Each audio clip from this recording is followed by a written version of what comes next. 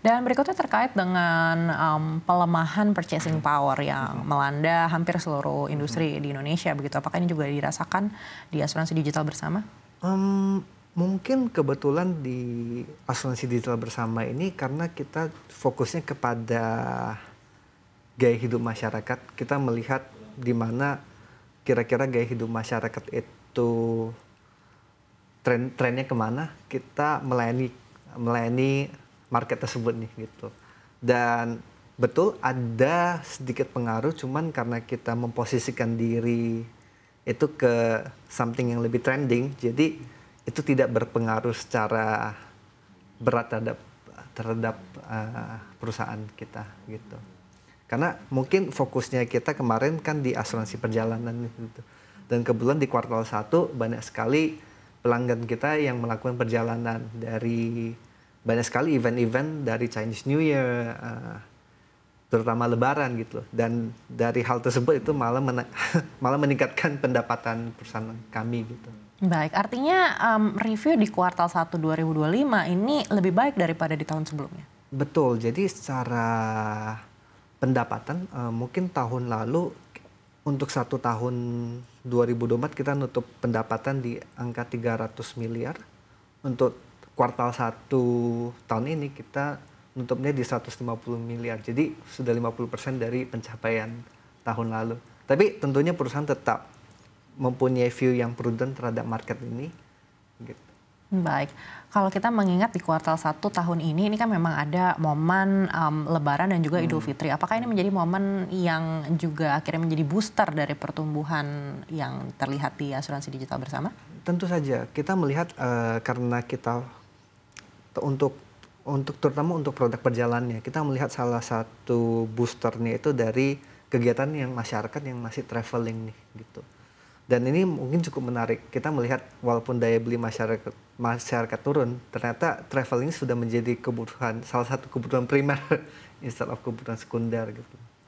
Baik, lalu momen-momen apa yang diharapkan di sisa kuartal berikutnya sepanjang 2025 ini?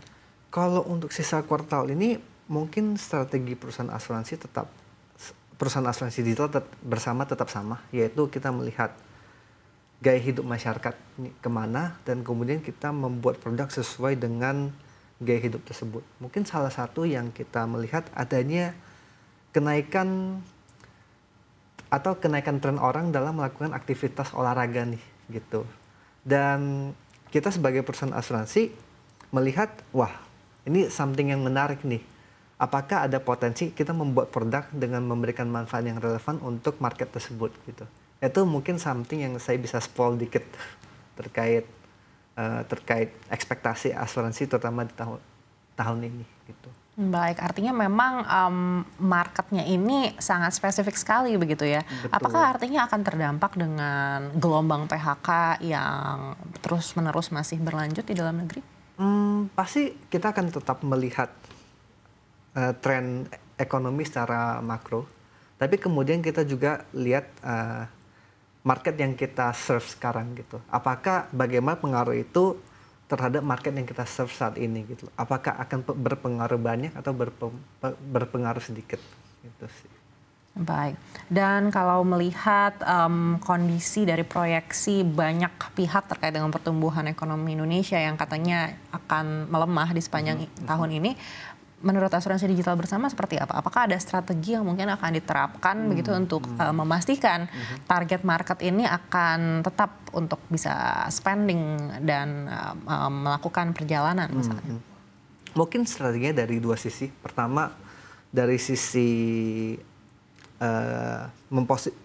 posisi perusahaan sendiri tetap sama, yaitu kita melihat trennya kemana, kita membuat produk sesuai itu. Tapi internally secara perusahaan, I think ini pentingnya informasi teknologi dalam perusahaan asuransi. Karena mungkin saya bisa cerita sedikit bahwa harga premi itu sendiri kan bisa dibilang terbagi tiga. Ini saya belajar dari aktuari saya. Pertama pure premi. Pure premi itu resiko dari klaim itu sendiri. Kedua biaya operasional untuk men-serve premi itu. Ketiga itu adalah biaya distribusi atau biaya untuk memasarkan produk tersebut gitu loh. Dengan informasi teknologi kita bisa dengan mengadop informasi teknologi yang lebih, kita bisa membuat 3 hal ini jadi lebih efisien.